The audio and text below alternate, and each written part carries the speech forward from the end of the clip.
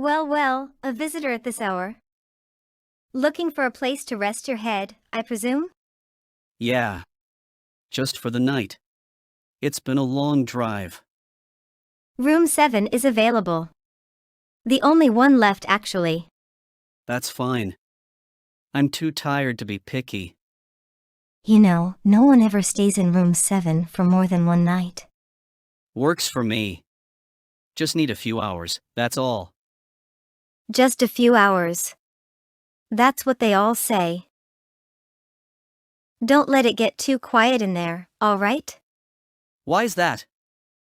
Quiet has a way of talking back in that room.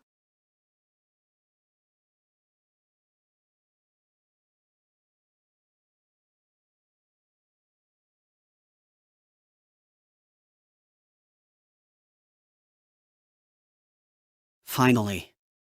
Peace and quiet. Ha. Left me some reading material? October 28th. Checked into room 7, sighed as he rubbed his tired eyes. Okay, that's just weirdly accurate. He picks up the journal again, feeling that strange tug. Wonders if there's a trick behind it, some kind of setup. Is this some kind of joke? He thinks about the silence waiting for him. The weight of being alone again. How it feels heavier each night. How could it know? No one could know that. I don't even talk about this stuff.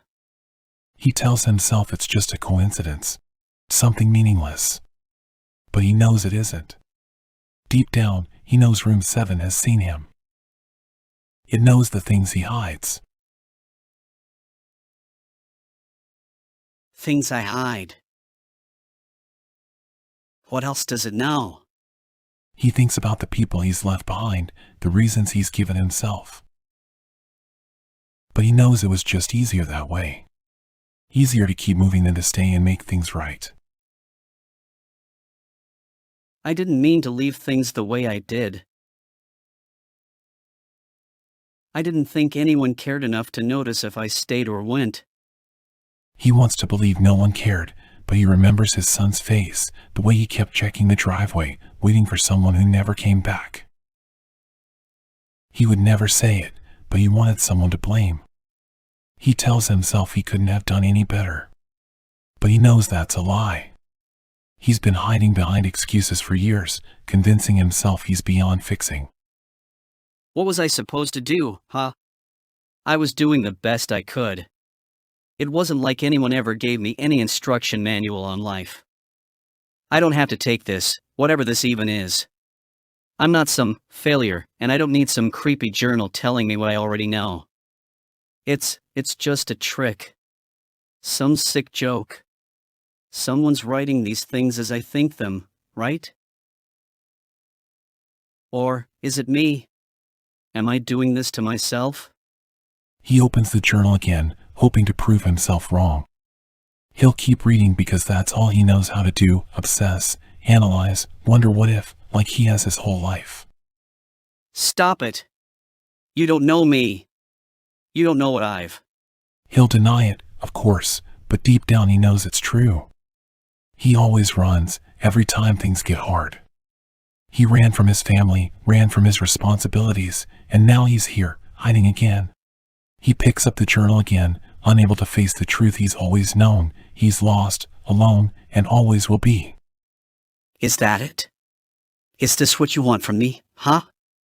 To admit I'm a failure? Fine, alright, I'm a failure. I can't fix anything. I can't make things right. He finally accepts it, lying back, feeling the weight of everything he's left behind pressing down on him. I tried, you know? I really did. I wanted to be a good father, a good husband. But it's like every time I get close, I just mess it all up again. That's it. Huh. The big revelation? I'm a coward. A loser. Can't face anyone or anything. Well, guess what? I already knew that. He finally admits to himself that he's been running. From the people who loved him, from his own mistakes, and now from room 7. Running from this room? What does that even mean? Room 7 is not just a place. It's a mirror. It's where he comes face to face with everything he's tried to leave behind. Everything I've left behind. This isn't a room at all, is it? It's me. Maybe that's why I've been moving all this time. Because if I stopped, if I actually looked at myself, I'd have to face all this. So what now? Am I just supposed to keep reading this, my own life story, like some ghost haunting myself? If this is all there is, then maybe I'm supposed to finish the story. October 29th, midnight. He sits at the desk, pen in hand, and finally understands. Room 7 is his reflection, the truth he's been running from. The only way out is through. And for the first time, he's not afraid. I think maybe it's time to stop running.